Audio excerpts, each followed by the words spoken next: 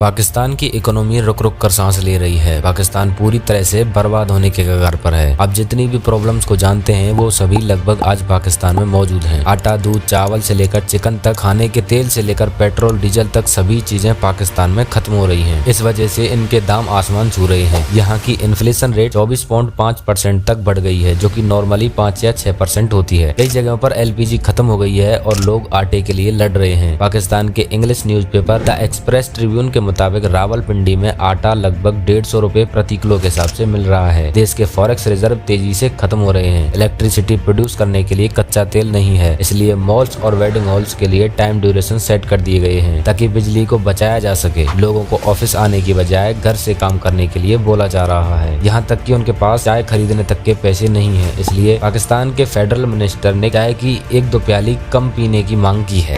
कौम से अपील करूंगा कि हम चाय की 1-1 प्याली 2-2 प्यालियां कम कर दें।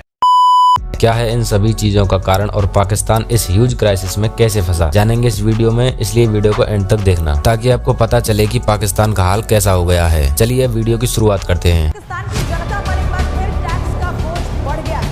सरकार ने हर चीज पर टैक्स बढ़ा दिया है और जिससे जनता इस पर खुद का हिमाम कर रही है। Now, Pakistan's Defence Minister Khwaja Asif has said that Islamabad has already defaulted amid looming fears that the cash-strapped country may go bankrupt. Pakistan में रिकॉर्ड दर पर इस वक्त महंगाई पहुंच चुकी है। ये बड़ी खबर पाकिस्तान के विदेश मंत्री बिलावल भुट्टो का बयान सामने आया है। वो महंगाई इतनी ज्यादा हो गई है कि किसी के बस में ही नहीं रहा।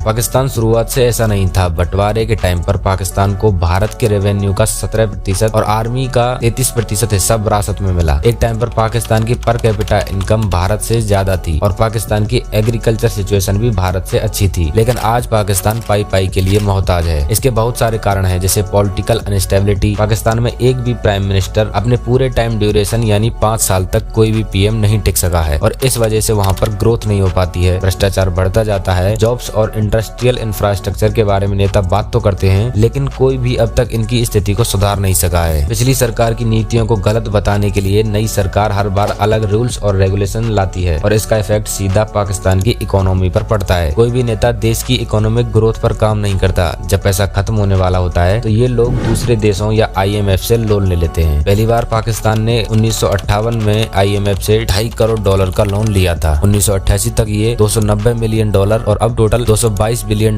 लोन है पाकिस्तान के ऊपर, जो कि इनकी GDP का 70% है और उनकी GDP है $376 बिलियन। GDP का 30% हर साल इन लोन्स की रीपेमेंट्स में जाता है। मतलब पाकिस्तान डेब्ट ट्रैप में फंस गया है और ये लोन भी एक बहुत बड़ा कारण है जिसे देश इतने बड़े क्राइसिस से गुजर रहा है। 2021 में 10 देशों से सबसे ज्यादा लोन लिया गया था, जिनमें चाइना नंबर 1 पर है जिसने लगभग 14,434 दिए थे। सबसे ज्यादा इमरान खान के टाइम पर कर्जा लिया गया था। इन्होंने लगभग 3 साल तक रोज 1400 करोड़ रुपए का कर्ज लिया था। पाकिस्तान ने कई युद्ध लड़े और 1998 का परमाणु परीक्षण, जिसकी वजह से G8 के देशों ने पाकिस्तान के विदेशी व्यापार पर कई सारे सैंक्शंस लगा दिए, क्योंकि अब पाकिस्तान में पहले ही इंपोर्ट उनके एक्सपोर्ट से ज्यादा है। ऐसे में बची कुछ कसर इन सैंक्शंस ने पूरी कर दी। इन सैंक्शंस की वजह से पाकिस्तान खुलकर विदेशी व्यापार नहीं कर सका और देश में डॉलर की कमी होने लगी। ये भी कई बड़े कारण हैं जिनकी वजह से पाकिस्तान डिफॉल्ट होने के कगार पर आ चुका है। हालांकि पाकिस्तान के मिनिस्टर्स इस बात का दावा करते हैं कि पाकिस्तान डिफॉल्ट नहीं होगा। बात तब बिगड़ी जब पिछले साल दिसंबर में बैंक ऑफ पाकिस्तान ने अनाउंस किया कि देश में फॉरेन रिजर्व्स खत्म हो रहे हैं। एक रिपोर्ट की माने तो पाकिस्तान के पास टोटल $8.54 बिलियन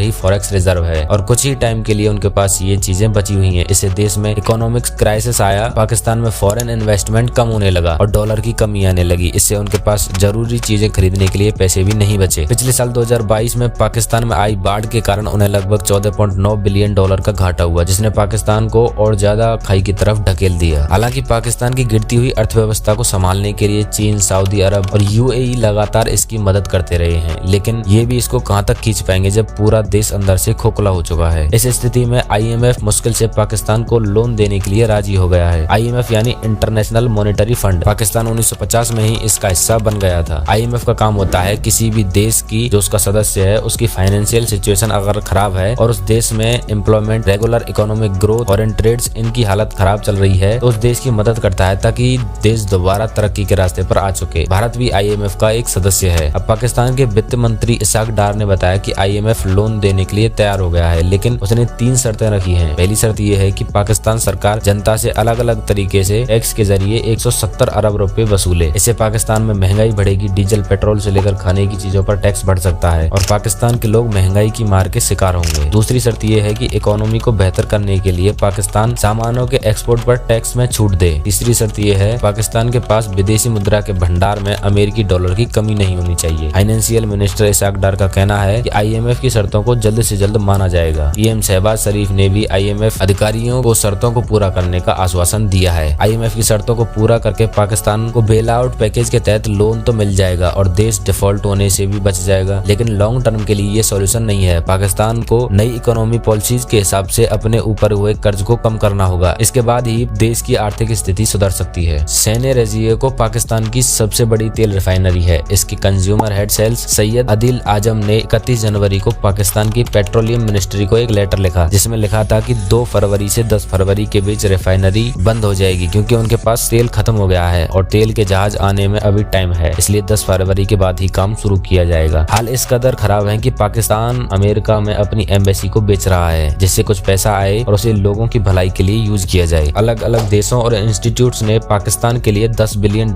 की मदद भी की है। ये लोन नहीं बल्कि एक मदद है, जिससे ये पैसा देश में फैली भुखमरी को कम करने के लिए यूज किया जा सके। अब पाकिस्तान की हालत कब तक सुधरेगी ये तो आगे ही पता चलेगा, लेकिन आपने इस वीडियो से कुछ सीखा है नहीं? लाइक शेयर करके जरूर बताना। ऐसी ही इंटरेस्टिंग और इन्फॉर्मेटिव वीडियोस देखने के लिए चैनल को सब्सक्राइब करना मत भूलना। आज के लिए बस इतना ही। मैं मिलता हूँ आपसे किसी अगले वीडियो में। वीडियो को यहाँ तक देखने के लिए धन्यवाद।